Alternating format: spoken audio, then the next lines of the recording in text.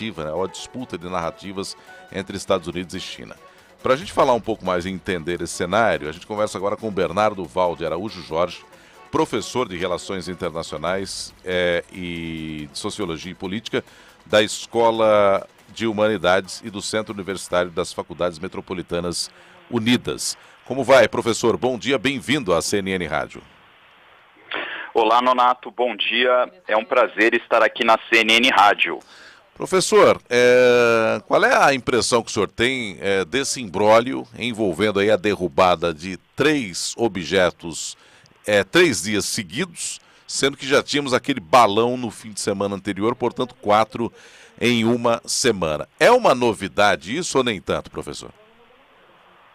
Olha, Nonato, a dimensão que a derrubada desses 3 OVNIs ela tomou, talvez possa ser entendida como uma novidade e cabe a gente refletir sobre isso. Porém, isso faz parte de algo que já vem se manifestando nos Estados Unidos há algum tempo, que é a maneira como o governo norte-americano ele trata o fenômeno dos objetos voadores não identificados. Durante muito tempo, o governo dos Estados Unidos tratou o fenômeno dos OVNIs de maneira secreta. No entanto, mais recentemente, o governo norte-americano ele tem se mostrado mais aberto sobre o assunto, divulgando informações e imagens de avistamento de OVNIs capturados por militares. Então, o que a gente observa nos dias de hoje tem um aspecto de novidade, mas ao mesmo tempo faz parte de um movimento aí que tem se manifestado nos Estados Unidos já há algum tempo. Professor, e por que houve essa manifestação mais recente, então, a respeito desses casos dos objetos não identificados? Olá, Nicole. Essa é uma pergunta interessante porque, eventualmente, o governo norte-americano ele poderia ter abatido esses OVNIs e não ter divulgado essas informações. Aí cabe a gente se perguntar, né, por que então isso está sendo tratado de maneira aberta? Tem a ver com esse fenômeno que eu expliquei anteriormente e talvez a gente possa relacionar isso também com a questão do balão chinês. O balão chinês, ele foi identificado pelos Estados Unidos como um instrumento de espionagem, embora a China ela diga que é um aparelho civil para fins de meteorologia, e esse balão ele sobrevoou durante algum tempo o território continental norte-americano e os estadunidenses, o governo dos Estados Unidos diz que isso foi para se obter informações sobre esse próprio balão e depois ele foi abatido. Talvez agora esses OVNIs que tenham sido identificados, eles foram abatidos mais rapidamente para o governo compensar uma espécie de demora, o tempo que ele levou para abater o balão chinês e assim demonstrar mais eficiência diante do público norte-americano. Agora, professor, diante dessa fala também da porta-voz, não estamos preocupados com vida alienígena ou extraterrestre. Nós já ouvimos aqui também de um colega seu que esse tipo de, não sei se espionagem ou pelo menos de observação, né, ou tentativa de observar o poderio militar ou segredos de outras nações, isso já acontece desde o período da Guerra Fria, lá com os Estados Unidos e União Soviética. Agora os principais atores são apenas Estados Unidos e China, ou isso acontece com as nações mais desenvolvidas também?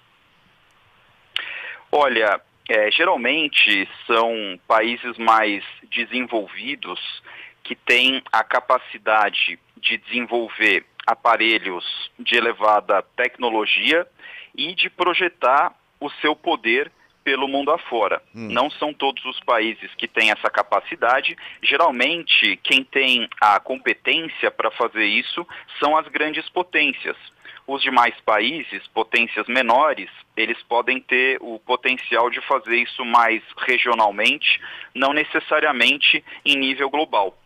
É interessante, Nonato, que você mencionou à época da Guerra Fria, da disputa entre os Estados Unidos e União Soviética, e é interessante destacar que a emergência da Guerra Fria, em 1947, também foi o momento da primeira onda de avistamento de OVNIs.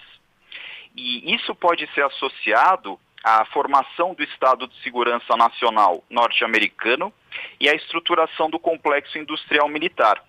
Naquela época, acreditava-se que os OVNIs eles poderiam ser armas secretas soviéticas, mas também resultantes de histeria em massa, alucinação, fraude, má interpretação de objetos conhecidos, sem descartar a possibilidade de fenômenos extraterrestres.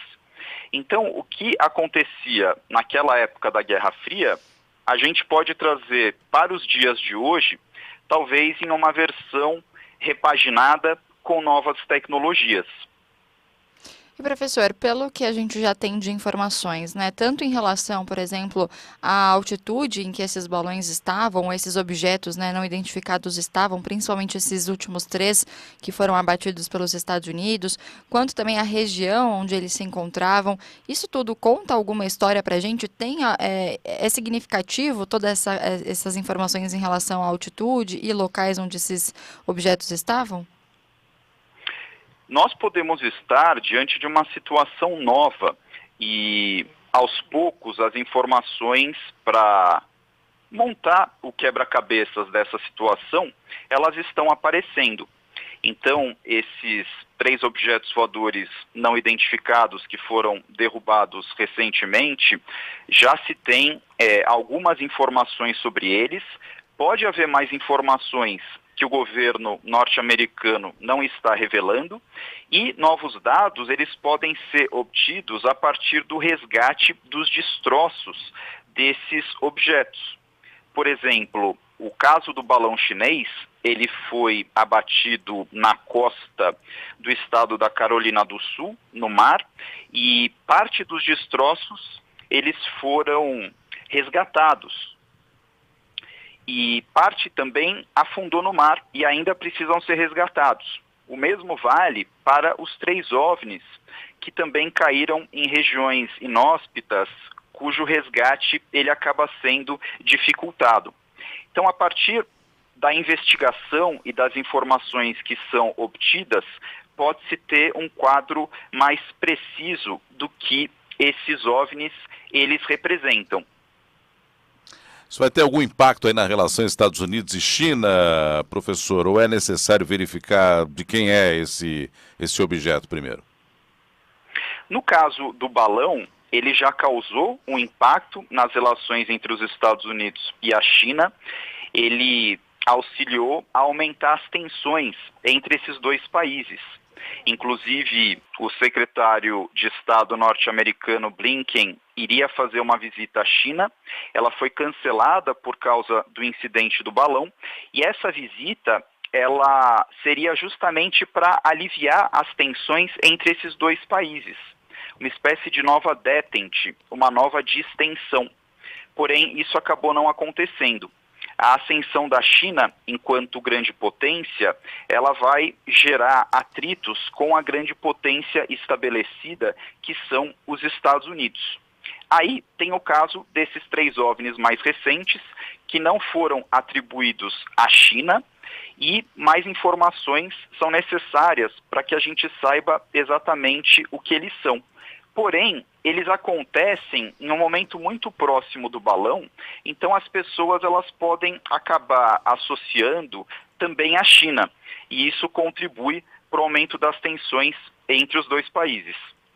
E em relação a impactos para o governo de Joe Biden, professor, principalmente porque estamos, ano que vem é eleição novamente lá nos Estados Unidos, Biden já havia dito que poderia tentar uma reeleição, quais que são os impactos para o governo dele? Esse é um assunto que tem ganhado bastante destaque na imprensa, mas se a gente analisar minuciosamente, né, foram 3 objetos que foram abatidos e ainda não se sabe a dimensão de ameaça que eles podem representar.